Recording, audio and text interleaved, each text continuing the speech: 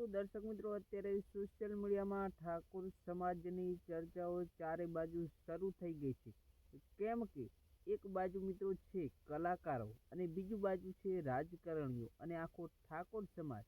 મિત્રો ગબ્બર ઠાકોર અને અર્જુન ઠાકોરને સમાજની બહાર કરતા તેમના સપોર્ટમાં હવે વિક્રમ ઠાકોર પણ આવ્યા છે. ત્યારે મિત્રો અત્યારે સોશિયલ મીડિયામાં કનવરજી ઠાકોરનો એક વિડીયો ખૂબ જ વાયરલ થઈ રહ્યો છે કે જેમાં કનવરજી ઠાકોર કહી રહ્યા છે કે જો તમારે બંધારણ તોડવું જ હોય તો તમે 1 કિલો સોનું લાવો, 5 કિલો ચાંદી લાવીને તોડી બતાવો ને. શું ડીજે લાવીને આ બંધારણ તોડવું યોગ્ય છે?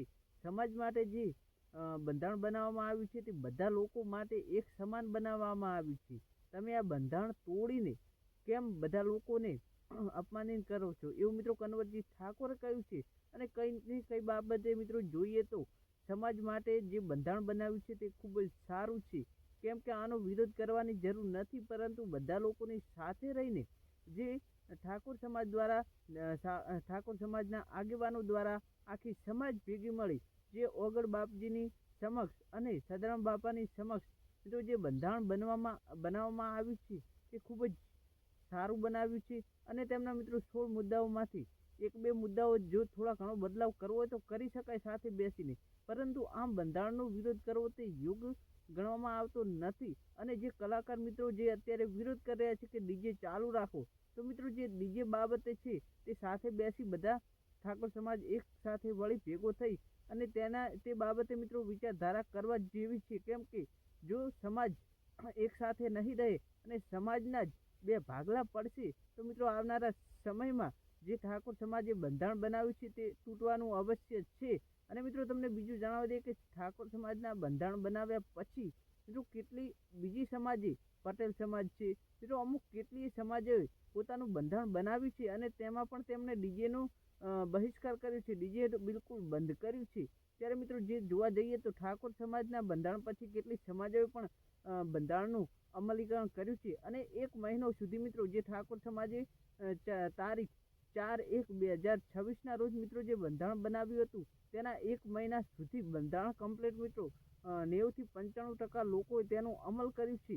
અને મિત્રો આપણે જોઈએ તો સ્વરૂપજી ઠાકોરે પણ જે પોતાની દીકરીઓના લગ્નમાં બંધારણનું અમલીકરણ કરીને જે રીત રિવાજો હતા તે કર્યા છે. તો પછી હવે શેની બધા લોકો વિરોધ કરી રહ્યા છે? કેમ કે જો વિરોધ કરવો તો એ ટાઈમે કરવાની જરૂર હતી. જો ડીજે વાળાએ વિરોધ કરવો તો એ ટાઈમ તેમણે વિરોધ કરીને કહ્યું હતું કે આ ડીજે તમે બંધ કરો છો, તે ના કરશો.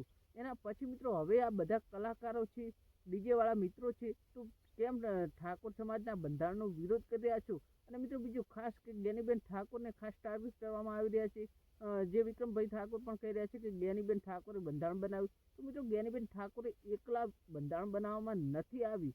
જ્ઞાનીબેન ઠાકોરે તો ખાલી જે બંધારણના 16 મુદ્દા હતા તેને વાંચ્યા છે.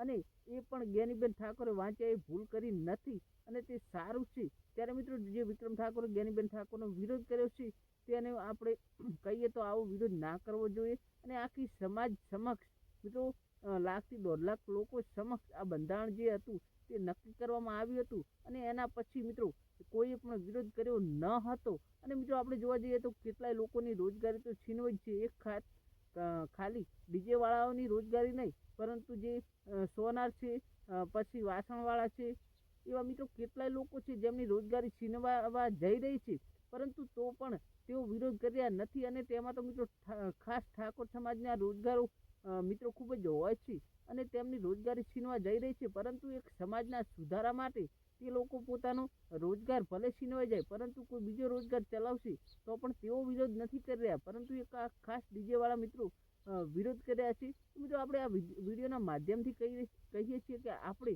કોઈ પણનો વિરોધ નથી કરતા, પરંતુ જે સચ્ચાઈ છે તે તમારી સમક્ષ રજૂ કરીએ છીએ. આપણે જે કલાકાર મિત્રો છે, જે રાજકીય આગેવાનો છે, તે કોઈનો વિરોધ કરવા માંગતા નથી અને જે સચ્ચાઈ છે તેને રજૂ કરીએ છીએ. તો મિત્રો આ વિડીયોના માધ્યમથી તમને અમારો વિડીયો કેવો લાગ્યો કોમેન્ટમાં જણાવી દેજો. વિડીયો ગમે તો વિડીયોને એક લાઇક કરજો. ચેનલ પર નવા આવે તો ચેનલ સબસ્ક્રાઈબ કરવાનું ભૂલતા નહીં.